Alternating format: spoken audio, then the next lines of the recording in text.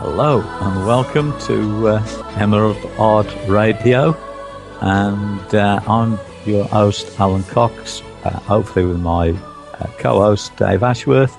Are you there, Dave? Yes, good evening everybody. I was beginning to think we'd lost you then, Alan. Did you forget what we were doing? No, I'll tell you what happened.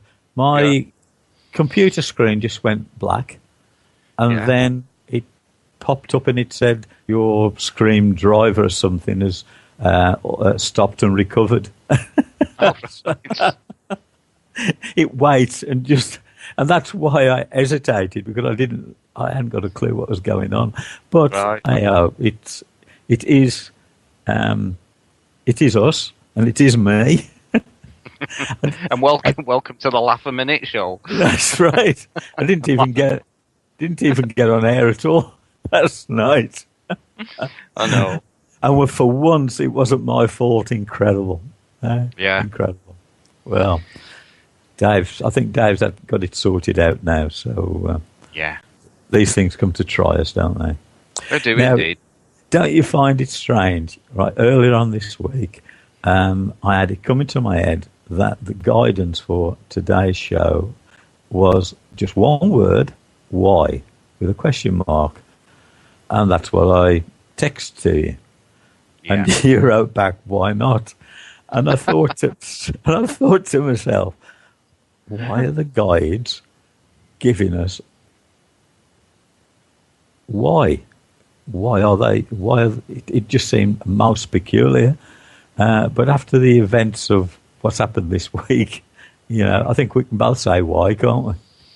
Well, yeah, it's as soon as I read the words when you texted it to me, I was chuckling already. I thought the guys are having a good laugh this week, aren't they? It also gave us a lot of flexibility. I thought, we can work quite a bit around this word why. That's right. If you, I mean, as I was speaking then, I just saw the letters WHY, and they of course stand for what have you. Yes. And you used to see that in the adverts all the time in the old days. You would say you'd see things for sale or exchange for WHY, exchange for what have you. I might consider anything kind of thing in exchange. I just want to get rid of this thing. Yes. Oh, dear. Yeah. But I thought, why and why not? They go together quite well, don't they? But you see, the world is quite mad. And I was telling you this before we went on air. And why? Why does Wolverhampton City Council bill me for a house that I haven't owned since December the 6th last year for council tax from April 14 to April 15, when I don't even own the house? So I provide them proof that I don't own it anymore. And as I've shown you on the video camera, now today, considering I haven't paid them anything and I don't own the house, I've had a revised statement come through saying that I'm £231.81 in credit. Why? Why is there somebody in their office? Are they on drugs? Well, it's just typical government, isn't it? The right hand doesn't know what the left hand's doing, and there's total confusion and chaos. And if it was anything outside of government, it'd be called anarchy. That's right. Yeah. But because it comes under the umbrella of government, it's not called anarchy. Oh dear. So I mean, you can look at this. You can ask why about everything, can't you? Almost everything under the sun that happens during a single day around your life. But of course, we don't tend to ask the question why when it's something good that happens to us. But we do ask why when something that we perceive as negative comes our way. So that's true. It's like we were speaking last week when you got that bill. Last week, yes. You were saying, why? Why are they sending me a bill for something I don't own? Yes. But when you get the credit note this week saying they owe you money, and I haven't paid them anything. Yeah, it's kind of well, what we tend to do is with the good stuff, we just accept it. We don't ask why. But they didn't. But they didn't send a check. They only just sent. They only sent a piece of paper. Yeah, that's right. They didn't actually send the money. Oh no, no. It's great. Yeah, you'll have to try that next time they want a bill. Just send them a note saying, I've acknowledged that you want some money from me. Thank you very much. Very much. Yeah. Forget about it. Yeah. So, okay.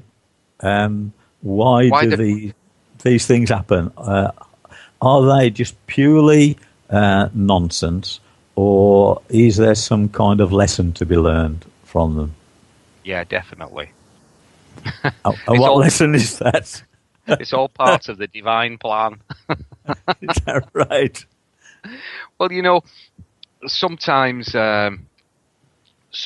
things happen in our spiritual work, in the work we actually do, and you sit there and you think, well, that's just amazing. How did that happen?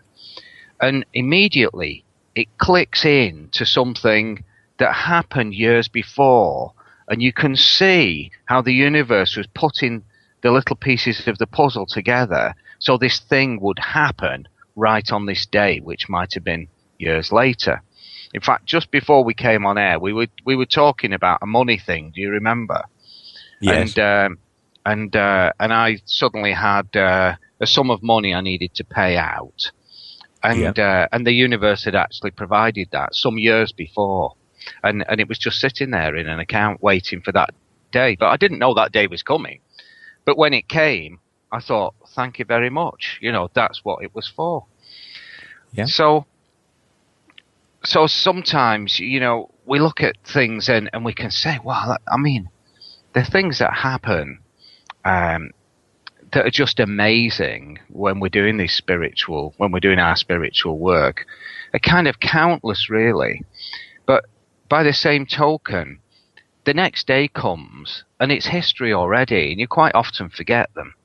When I'm working with clients, for example, I make them keep a daily log of unusual things that might happen to them, because these are often clues from the universe as to what's happening in the changing process and the evolutionary process within that person's consciousness. So, the client might come back on the phone a month later after we've started a process, and they'll say, well, I've no idea why this happened, and I've no idea why that happened. But I can usually look into that and give them an answer as to why these things were happening. And it's usually to show them that something is actually changing, and the process they've entered into is taking them to where they need to be. Now, you said the thing about where we need to be isn't always obvious to us. We've had this discussion, haven't we, once? I'm pretty sure we have. Yeah. Well, it isn't always obvious to us at all. It's not. Yeah. Because and a lot of it is down to we wanting things to happen, or wanting, I don't know, items, objects, belongings, and the way that I've come to find out is that we might want lots of things, but we will get what we need. And if what we need actually coincides with what we want, then we'll get what we want and what we need. Yeah. And in that case, we won't be asking why, but just giving thanks. That's right. Just say thank you. We don't say, why me? Yes. Yeah. Okay. Here's a why for you. Oh. See, can you answer this one? Okay. Just as we were getting ready to come on air, the guidance usually just gives you a word or something like that, and it just pointed my attention to a book that was on a table across the other side of the room. I picked the book up, actually, and I put it on my desk, even though I've not looked at it yet. But why did Jesus come to save man? And why does man not take any notice of the teachings? That's a very, very good question. It's a bit deep, isn't it? For this time, right? But if we consider the first part first, yeah. Well, okay. When he can't speak for God. He can't speak for Jesus. But here's an hypothesis. Perhaps the Almighty was looking down, seeing that things weren't going, if you want to use the expression, to plan.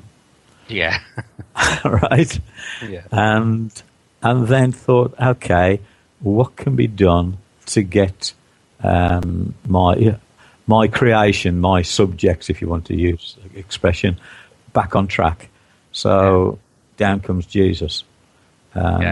Just because he's there and doing what he did, what he was doing, doesn't mean to say we were going to, I'll say we collectively, the people then, were going to play ball. They weren't going to get the message. Yeah. And some did, and a lot didn't. And well, we know the history from that time, what went on over the centuries. And okay, we might be, shall we use the expression lightly, sophisticated today. We have all the technology, but have we really advanced from 2,000 plus years ago? Well, the answer to that, I think, is not much. Having said that, we've come into the age of healing and the age of awakening. I wouldn't quite call it the age of enlightenment yet, but but certainly lots and lots of people are waking up. And in fact, I was doing a bit of a deal with a chap last weekend. He was buying some engines off me, and he came in and we had a cup of tea, and I can't remember what we were talking about, but he suddenly turned around to me and he said, "Do you know, the world is waking up." And he started talking about all kinds of things, you know, that I can't remember what they were now, but typically, usually top of the list is the politicians and what they're up to in fiddling the accounts and that kind of thing. Yes. But so, you know, we did a bit of business and he was chatting and giving me his theories about everybody waking up. And it was very interesting to listen to him because he wasn't waking up on a spiritual level, but he was waking up. There was no doubt about it. Yeah. And it's through this awakening process in this time that people are beginning to see things differently. Here's a question. I'm sorry, Dave. Now, here's a question for you. Do you see the link that you have with the emerald art as God's, shall we say, not alternative, but retrying the Jesus thing in a different way? To try and wake everybody up. It's a good question. Well, I don't think he's retrying it because I don't think he's ever stopped. Yeah. No, but what's actually happening in this time period is that many people are awakening, but some people are being thrust right to the front with the kind of light that they're carrying. But in order to carry this kind of light, the process of transformation you have to go through is quite horrendous. And, you know, I've brought people to the brink many, many times of opening the heart to that next level. And people talk about opening the heart, and quite frankly, most of them haven't got a clue what they're talking about. Because when that heart opens, the trauma you go through usually is horrendous. You know, it turns you inside out. You know, Jesus has a saying, actually, I can't remember the whole thing, but basically he says that when the light touches you, it'll turn you inside out. Yeah. And it's like that saying we've spoken about before. I've seen the light, and you cannot explain what that is to somebody that hasn't seen the light. Seeing, you know, that's one of those everyday sayings, isn't it? Oh, I've seen the light. You know, I've got the answer to this now. I've seen the light. Eureka. But although it's an everyday saying, and there are many everyday sayings similar to this that explain the laws of the universe, but people don't understand them because they've not seen the law of the universe in action. They've not actually seen the light. So it's impossible for them to know the truth of what that actually means until they see it. It's an impossibility. You can't do it. So with these, well, coming back to the question rather than digressing. So what the universal consciousness is doing is making available the light of the universe to anybody who seeks it. Another teaching of Jesus is never cease from seeking until you find. And when you find, you will be turned around. That was the saying, actually, I was trying to find. What he means by turned around, you'll be turned inside out. So the true evolution of consciousness is about the heart being turned inside out until it's absolutely, totally illuminated. So that's what Jesus managed to do in his 40 days and 40 nights in the desert. He knew he was seeking something. So what the God consciousness does, or God, whatever you want to call him, what he does is start to illuminate that little seed within you so that you start seeking the answer. So we've been in this period now for a good 30 years where people are awakening and seeking that answer. So Jesus went off into the desert seeking that answer and came back with a certain level of illumination. But the trauma he must have gone through and survived in that process is very difficult to pass through. But of course, what you see in that process of transformation, you can't really explain to anybody because they can't see it until their own heart's open. So what you have is a teacher who's seen the light and his flock, or the sheep, who haven't seen the light, but are trying to see the light. And with the best will in the world, and I've come to this place many, many times, I've brought people to within an inch of that heart opening, and they haven't had the courage to take the next step, and they run away. So, out of hundreds and hundreds of people, I can count on two hands the people that had the courage to actually step into that place and pass through it. And when they actually... Yeah. No, I'm sorry. No, I was just going to say that's old saying, isn't it? You lead a horse to water, but you can't make him drink. Absolutely, yeah. Sorry, I interrupted you. No, it's all right. We can finish that point at that point. Right, okay. No problem. Why did you interrupt me? Why? Why? Yes, why? Why do I ever?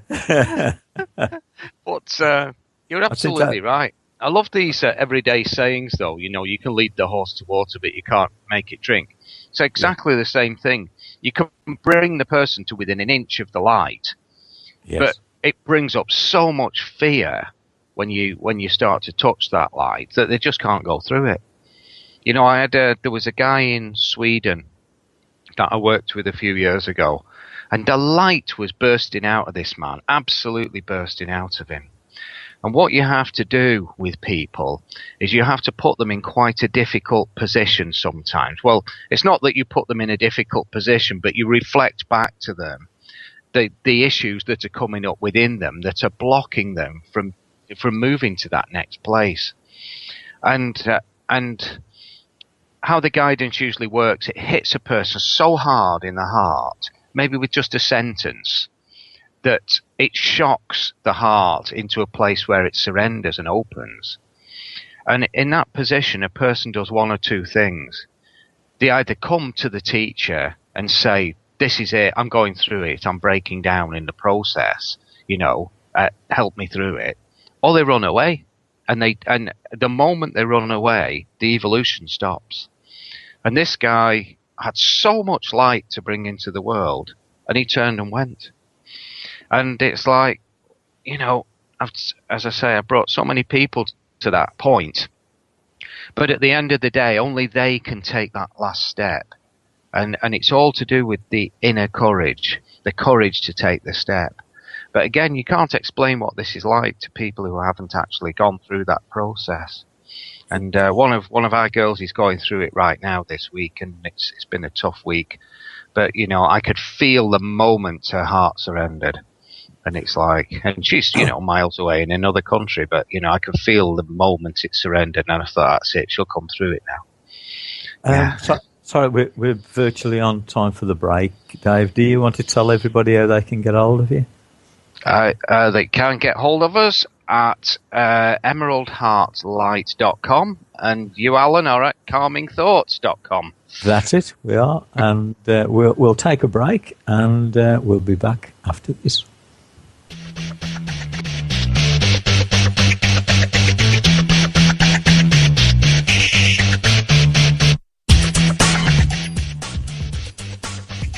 Welcome back to Emerald Art Radio. I'm Alan Cox, and my other half, the other host, Dave Ashworth, with a bit of luck, is there. Hi, Dave. I am Alan. Yeah, you're here. Good. Okay, we're both here for a change. Yeah. Why? Why? Yes. Why? Why are we here? Is anybody out there? Or are we just talking to ourselves? Well, that's what we do, really, isn't it? We sit here. We dial each other up about 15 minutes before the show, and we're having a chat about life, the universe, and everything. And the show comes on, and we just carry on the conversation. And then after the show goes off, we carry it on again. That's right. It's a good weekly catch up, isn't it? In what we've been up to. Yeah, and we just share it with whoever happens to be listening somewhere in the world. Yeah.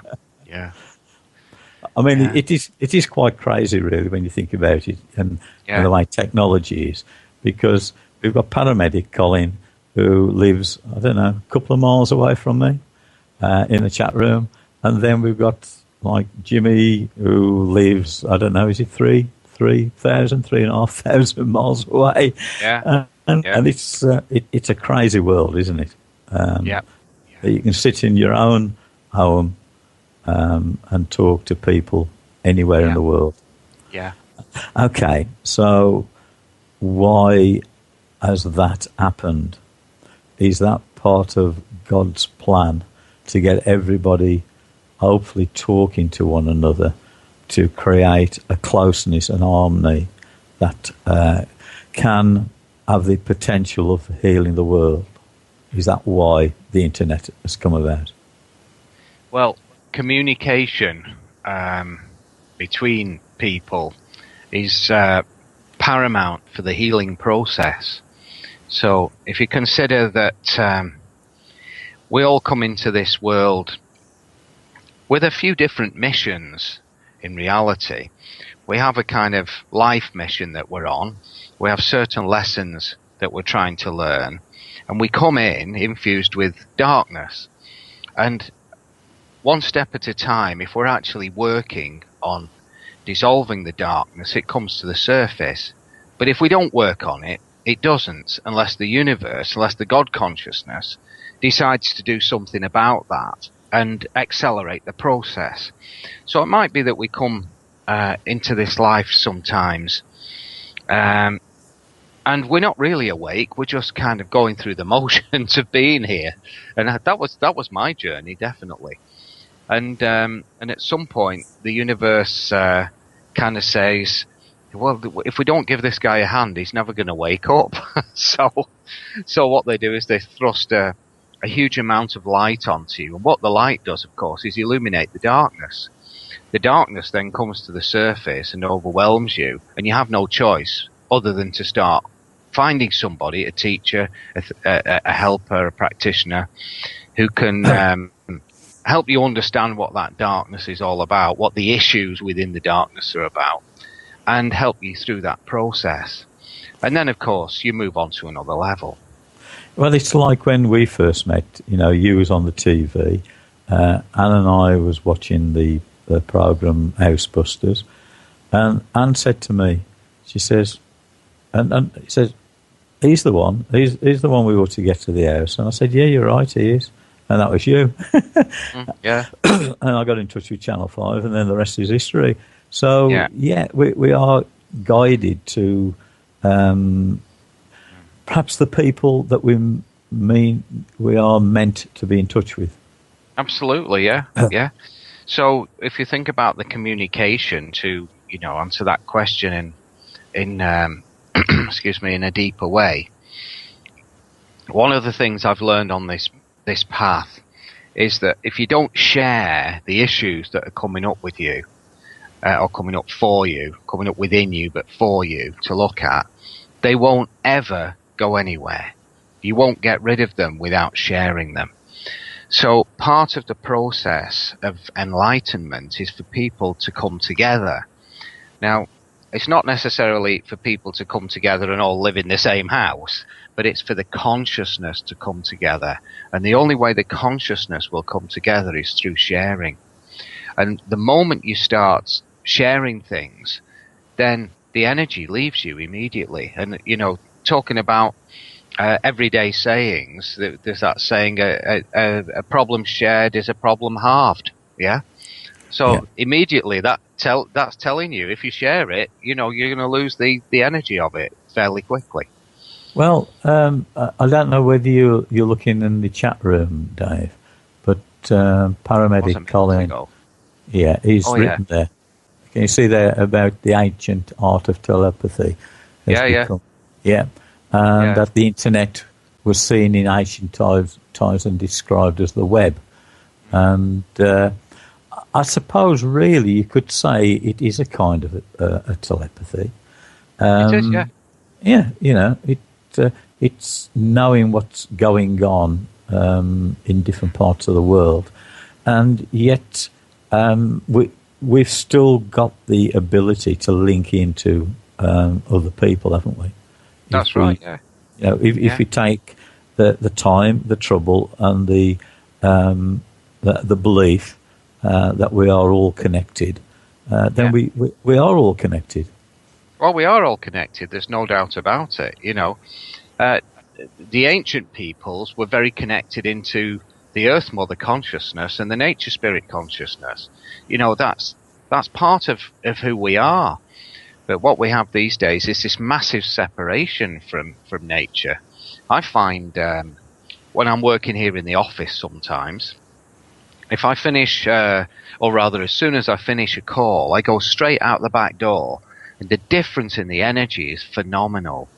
Now, you know, we're both earth healers. We're both well practiced and experienced in spirit clearance. And so it's like when I asked you to come and look at the place some months ago. Do you remember? I do, yes. And you came and you sat in and you said, Dave, there's nothing here. There's nothing here to move.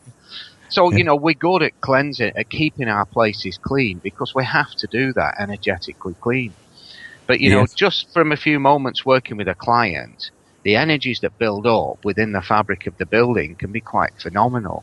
So just to step out that back door and just breathe the fresh air just for a couple of minutes immediately changes the vibration in my aura. So it's very important that people understand this because your thoughts are giving off very, very powerful energy all the time. So your thoughts are giving off powerful energy that's radiating out through the aura at a subatomic level. All that thought pattern is bonding into the fabric of the building at a subatomic level. So, you know, we have to bring powerful vibrations into the space to neutralize that or cleanse it or just keep stuff moving, as it were. So coming back to what paramedic, is it Dave? Paramedic Dave? No, Colin. Yeah. Colin, sorry. Yeah, paramedic Colin said, the web is there. We are all connected. Just not long before we came on, about an hour before we came on, I was just setting up 2 divine plan healings with a couple of people, a woman in Scotland and a chap up in Lancashire. And I just went into that in a very deep space, and the guidance just took me out of my consciousness for 25 minutes. And it's not like going to sleep or dozing off. You're just taken right out so the light can pour through you and into those people. You know, that is the web. You know, if we think about the Aboriginal people and the dream time, they're connected into the web. And the Native Americans, you know, all the ancient people were so connected into Earth Mother consciousness and Nature Spirit consciousness that they were totally aware of that web.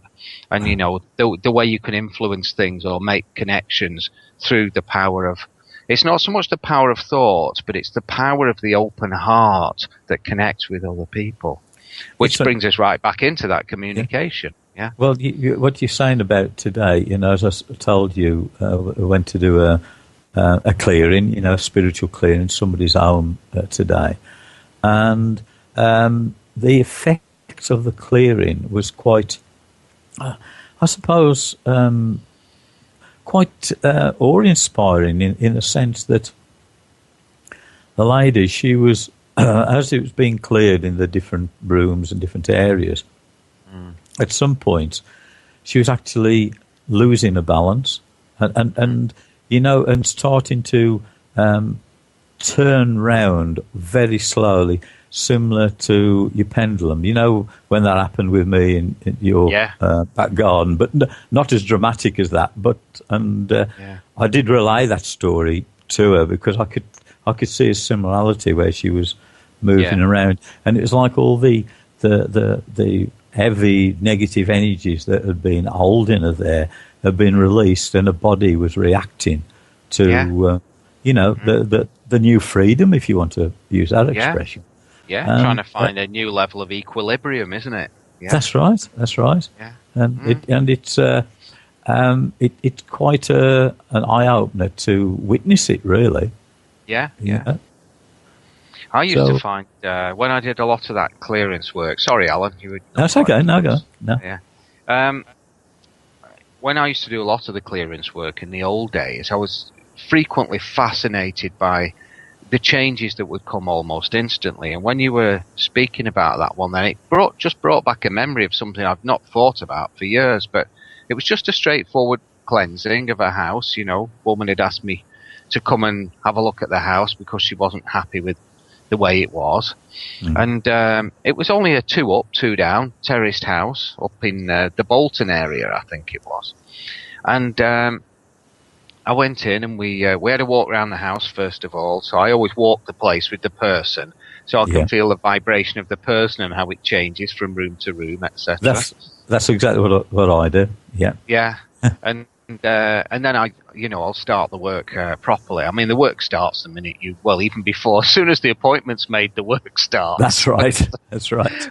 But you bring yourself into that space, and of course the work then progresses to a different level.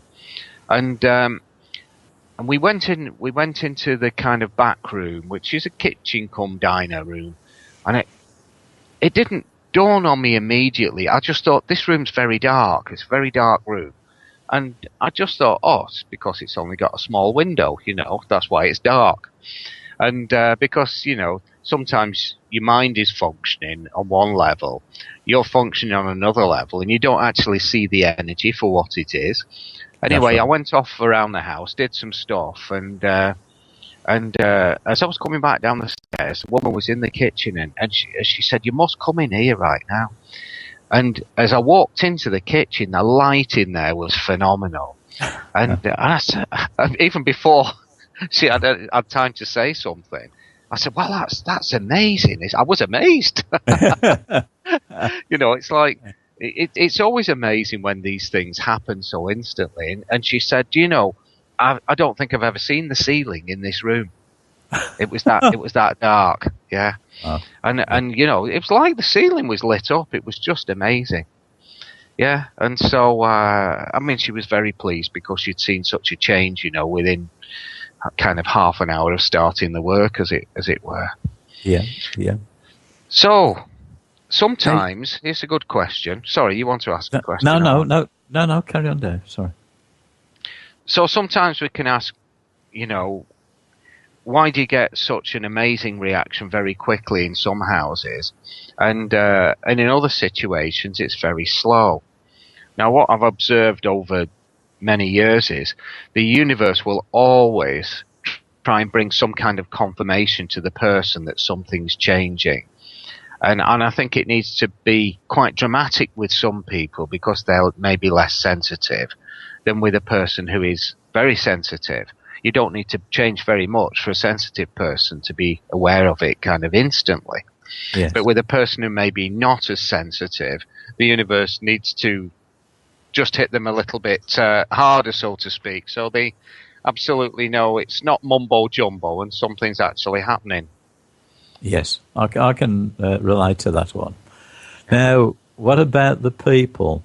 Why? See this word why. How is it that some people, you do the clearing, you know that the clearing's done, Yeah. yet they say, why hasn't anything altered for me? Yeah. Well, there's a million answers to that question, isn't there? Yeah, but it's a good one because It is a good one. because majority of people it makes a difference.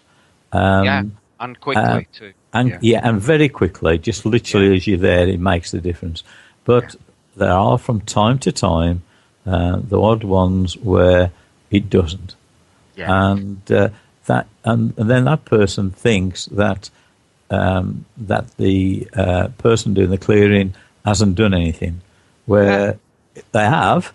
But now, how do you see that? Why hasn't it altered? Well, I think what happens in the vast majority of those cases, there's two levels of thing that are actually happening there.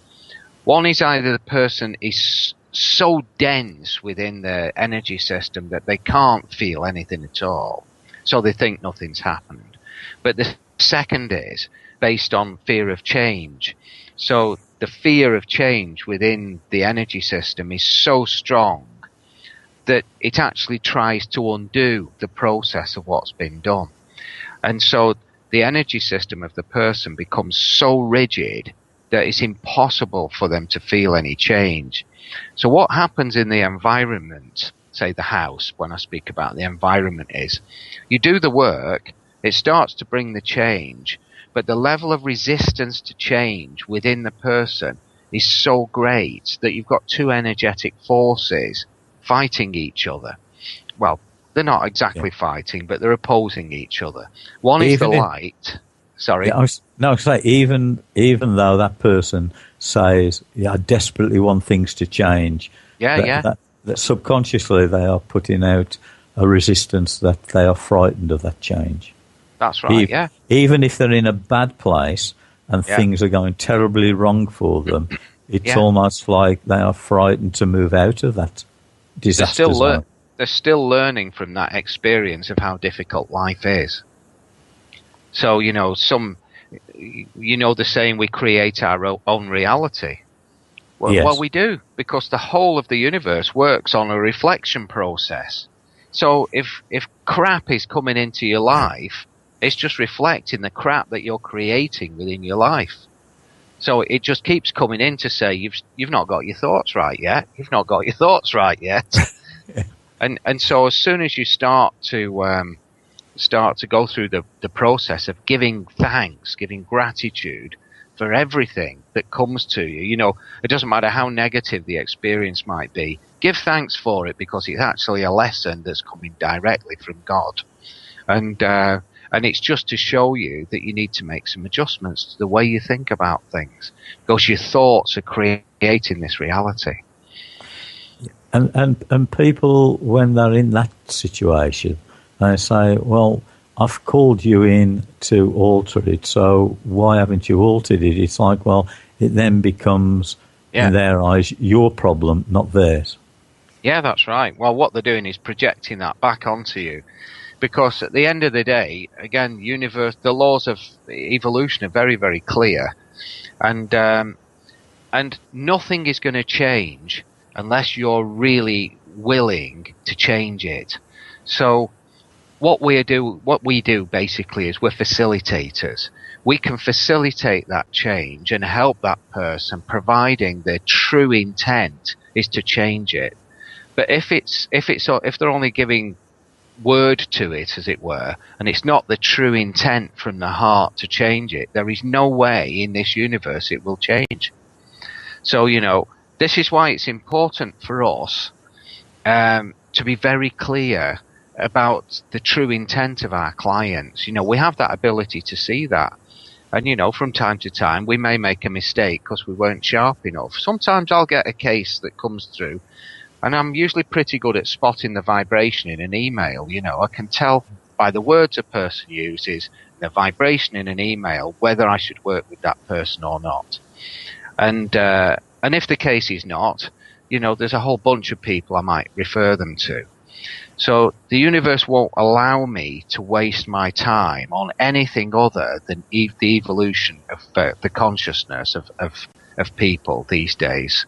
So occasionally it'll give me a nice earth job because it knows I like that kind of work, and I can also bring that amount of light into the landscape to change the vibration of huge places. So it tends to bring me country estates or farms or places where there's a huge amount of land that might want cleansing. But this is probably coming up for you right now, actually. Is this the next process that you're going to go through in terms of change? Is about being sharp enough to spot the ones that you turn away. That's right. Yeah. I think that's been coming up for probably the best part of the last 12 months now. Yeah, it has, and I would say that I'm there now. With that, it has been a lesson to learn. Because the first part is we want to help people. We have these gifts, and we want to help. Yes. And the universe is saying to us, okay, well, you've done a lot of helping of people, but you also have to help yourself.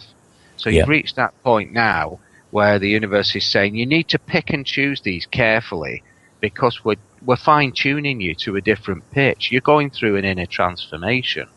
And so you have to be more discerning is the term, really, on who you actually work with and the reasons you're actually working I'm sorry to interrupt you, Dave. It's right.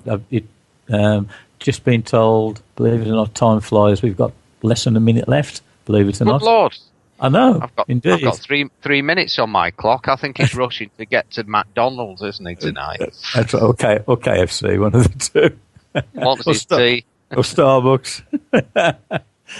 Anyway, I think it's time that we wrapped it up. Thank you, everybody, for listening, everybody in Internet land, out there in the World Wide Web and in the chat room. So over to you, Dave. Yeah, well, sorry we were a little bit late starting this evening, but I think we've had a good discussion. And so from me, Dave Ashworth, you can find me at emeraldheartlights.com. For me, it's good night from me. And it's good night from me. Good night.